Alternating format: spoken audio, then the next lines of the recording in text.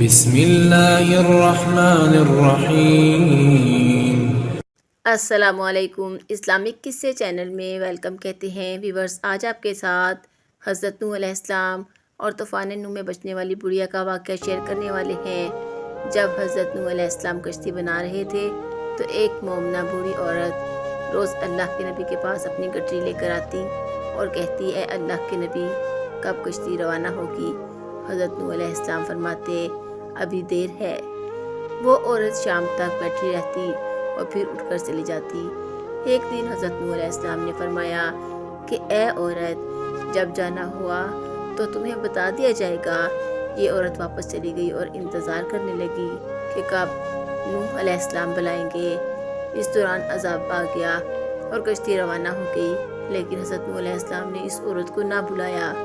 ظاہری طور پر نوح علیہ السلام کو اس کو بلا دیا گیا۔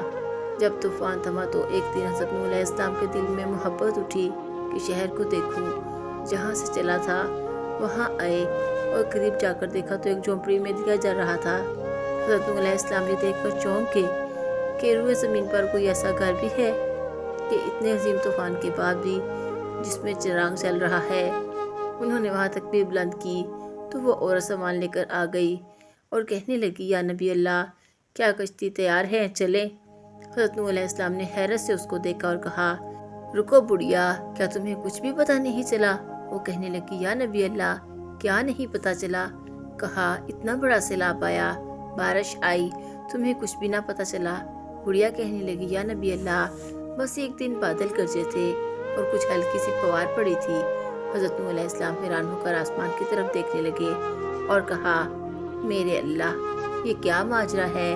اللہ تعالیٰ نے حضرت نوح علیہ السلام پر وحی بھیجی کہ اے میرے پیارے نبی، اس عورت کے دل میں چونکہ اور تم نے اسے پابند کر دیا تھا، اور چونکہ تمہارا اس سے وعدہ بھی تھا کہ نجات کی کشتی میں اسے لے جاؤ گے، تب جب کہ تم نے اپنا وعدہ پورا نہیں کیا، لیکن اے نوح علیہ السلام، میں تو تمہارے وعدے کا ذمہ دار تھا، اس لیے میں نے اس بڑھیا تک عذاب پہنچنے ہی نہیں دیا۔ سبحان اللہ۔